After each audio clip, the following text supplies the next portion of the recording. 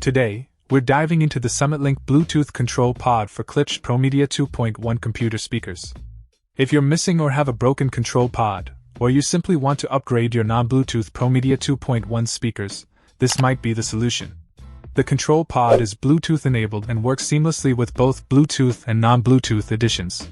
With a convenient DB9 connector, this control pod brings Bluetooth capability to your speakers, allowing you to pair them with your devices effortlessly. The switch button is a handy feature, letting you toggle between Bluetooth and the regular 3.5mm mini jack audio source with ease.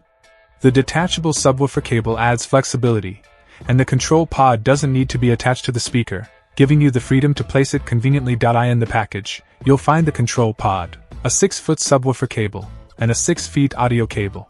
Connecting it to your subwoofer and speakers, as well as your sound device, whether it's an MP3 player, computer, or cell phone, is a breeze. Overall, the SummitLink Bluetooth control pod offers a practical solution for upgrading or replacing your Klipsch ProMedia 2.1 control pod, adding Bluetooth functionality and enhancing the overall user experience. Check out the video description for updated price. And thank you for watching this video.